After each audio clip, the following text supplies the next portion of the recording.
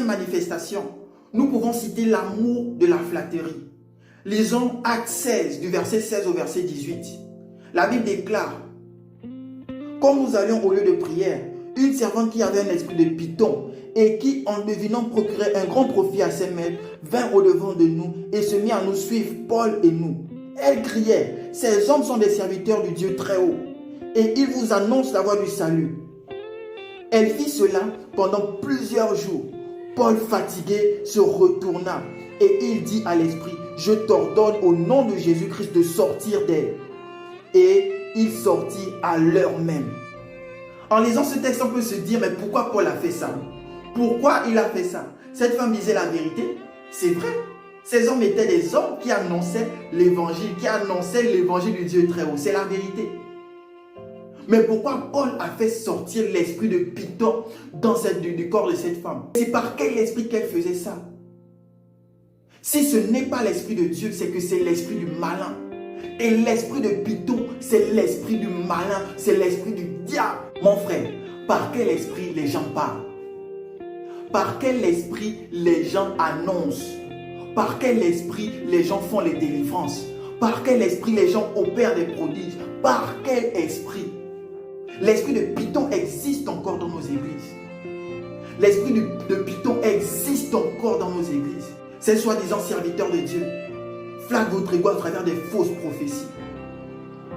Flattent vos égos à travers des fausses prières, des fausses exhortations. Mais ce n'est pas de Dieu. Ce n'est pas de Dieu. Si vous êtes dans un endroit où on ne fait que flatter vos égos, flatter, mon frère, et qu'on n'annonce pas Dieu, et qu'on ne parle pas de Jésus-Christ mort et ressuscité, et qu'on ne parle pas de la Bible, et qu'on ne vous montre pas comment marcher dans les voies de Dieu, et qu'on ne vous montre pas comment être agréable à Dieu, mon frère, discerne. Ma soeur, discerne. Discerne. La Bible elle-même nous a demandé de discerner les esprits. Discernons les esprits. Par quel esprit les prophéties sont faites? Neuvièmement, nous avons l'oisiveté. Lisons le texte de 1 Samuel 11, du verset 1 au verset 4. L'année suivante, au temps où les rois se mettaient en campagne, David envoya Joab avec ses serviteurs et tout Israël pour détruire les fils d'Ammon et pour assiéger Rabat. Mais David resta à Jérusalem. Un soir, David se leva de sa couche et, comme il se promenait sur le toit de la maison royale, il aperçut de là une femme qui se baignait et qui était très belle de figure. David fit demander qui était cette femme et on lui dit: n'est-ce pas Bathsheba, fille d'Eliam, femme d'Uri le Héthien? Et David envoya les gens pour la chercher. Elle vint vers lui et il coucha avec elle. Après s'être purifiée de sa souillure, elle retourna dans sa maison. Le premier verset de ce chapitre est très intéressant. Il est écrit que c'était le temps où les rois allaient en guerre. C'était le temps où les rois allaient en guerre. Donc David, qui est roi, devait aller en guerre en ce temps-là. Mais qu'est-ce qu'il a fait? Il est resté chez lui et il a envoyé Joab. Laisse-moi te dire que l'oisiveté, ce n'est pas simplement le fait de ne rien faire. L'oisiveté aussi, c'est ne pas faire ce que tu dois faire lorsque c'est le temps où tu dois le faire. Je reprends ça. L'oisiveté, c'est ne pas faire ce que tu dois faire alors que c'est le temps dans lequel tu dois le faire. C'est ça l'oisiveté. Et c'est ce qui s'est passé avec David. C'était le temps pour lui d'aller en guerre. C'était cette période-là. Mais lui, il a préféré être chez lui, rester chez lui et être oisif. Et cette oisiveté-là a conduit David à pécher, à l'adultère. L'oisiveté ne conduit pas simplement à l'adultère comme David. L'oisiveté ouvre la porte à plusieurs vices. Et même la paresse spirituelle. La paresse spirituelle vient du fait que nous sommes oisifs. Pendant que c'est le temps de prier, on ne prie pas. Pendant que c'est le temps de méditer, on ne médite pas. Et on va faire quoi? On ne fait rien. Ou on fait ce qu'on ne doit pas faire à l'instant où on doit le faire. C'est ça l'oisiveté. Pendant que c'est le temps pour toi de lire la Bible, toi qu'est-ce que tu fais? Tu fais autre chose. Tu es oisif. Et voici un vice rentre par là.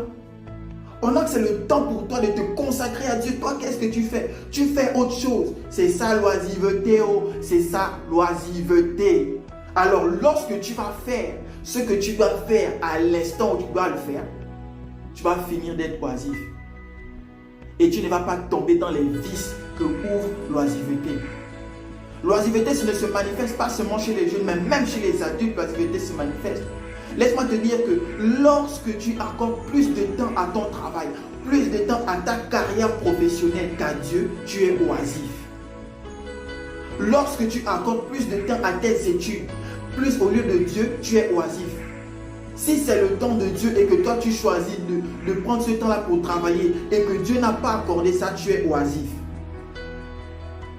Si c'est le temps de la méditation et que toi tu as choisi de prendre ce temps-là pour regarder la télé et que Dieu n'est pas d'accord avec ça, tu es oisif. Et ça ouvre les portes à plusieurs vices. Le cas de David, son oisiveté a ouvert la porte à l'adultère. Il a couché avec la femme d'autrui. Dans ton cas, l'oisiveté là, quel type de porte ça va ouvrir chez toi? Cesse d'être oisif, arrête d'être oisif. Deuxièmement, enfin, nous avons les conflits entre frères et sœurs dans l'église. Les conflits entre frères et sœurs dans l'église. Voici une manifestation du péché. Lisons Philippiens 4, à partir du verset 2 jusqu'au verset 4. La Bible dit: j'exhorte Évodie et j'exhorte Syntyche à être de même sentiment dans le Seigneur. Et toi aussi, fidèle collègue, oui, je t'en prie de les aider, elles qui ont combattu pour l'évangile avec moi, et avec Clément et mes autres compagnons d'œuvre, dont les noms sont dans le livre de vie. Réjouissez-vous toujours dans le Seigneur. Je le répète, réjouissez-vous. Verset 5, on va lire ça. Que votre douceur soit connue de tous les hommes. Le Seigneur est proche. Voici l'exemple de deux sœurs qui sont de la même assemblée mais qui sont remplies de querelles. Elles sont remplies de querelles. Et chose étonnante, c'est que Paul dit qu'elles ont participé à l'expansion de l'évangile, qu'elles ont annoncé l'évangile avec lui. Mais leur cœur est rempli de querelles. Leur cœur est rempli de conflits, de disputes. Mais d'où viennent les conflits dans l'église?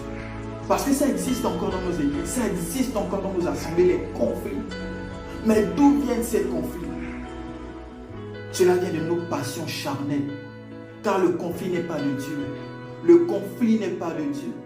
Dieu est pour l'amour, Dieu est pour la charité, pas pour le conflit. Pas pour le conflit. C'est dommage de constater encore que dans nos églises, il y a encore des commérages. C'est dommage de constater que dans nos églises, il y a encore des critiques. C'est dommage de constater que dans nos églises, l'un parle contre l'autre, l'un médit contre l'autre, et l'autre là-bas aussi se met en colère et s'irrite contre l'autre. Ce n'est pas de Dieu, ce n'est pas ce que Dieu veut. Ce n'est pas ce que Dieu veut. Dieu ne veut pas des Syntyches et des Évodies dans nos églises. Dieu ne veut pas des Syntyches et des Évodies dans nos assemblées. Non. Il a dit que votre douceur soit connue de tous. Que votre douceur soit connue de tous. Mon frère, ma soeur, le conflit n'est pas de Dieu. Dieu ne veut pas qu'on entende que dans l'église il y a du conflit. Non. Dieu a dit que ta douceur soit connue de toute l'assemblée. Qu'on ne te connaisse pas comme une personne remplie de commérages. Qu'on ne te connaisse pas comme une personne remplie de rapportages. Qu'on ne te connaisse pas comme une personne remplie de critiques qui ne fait que critiquer. Non. L'apôtre Paul a dit que votre douceur soit connue de tous. Pas que les commérages, pas que les rapportages, mais la douceur. Deuxième chose, réjouissez-vous dans le Seigneur. Réjouissez-vous dans le Seigneur. Syntyche et Évodie, arrêtez de vous discuter. Frères, sœurs, arrêtez de vous discuter, mais réjouissez-vous dans le Seigneur. Soyez douces, soyez doux les uns envers les autres. Soyez remplis d'amour, remplis de charité, remplis de compassion et non de querelle. Parce que ça là, le commérage est une manifestation du péché. Et ce n'est pas ce que Dieu veut dans son corps. La pensée d'aujourd'hui, 10 manifestations du péché, nous a permis de voir comment se manifeste le péché. Le péché se manifeste sous plusieurs formes, mais nous n'en avons cité que 10. Pour dire quoi? C'est possible de ne pas pécher contre le Seigneur. C'est possible de ne pas pécher contre Dieu. Le psalmiste a dit, je serre ta parole dans mon cœur afin de ne point pécher contre toi. C'est cette attitude-là que nous devons avoir. C'est cette attitude que nous devons avoir. Aimons la parole de Dieu. Serrons la parole de Dieu. Méditons la parole de Dieu. Soyons vrais avec Dieu. Soyons honnêtes avec Dieu. Obéissons à Dieu. Alors nous n'allons pas pécher contre Dieu. Si nous le faisons, nous n'allons pas pécher contre lui. Que Dieu nous bénisse abondamment.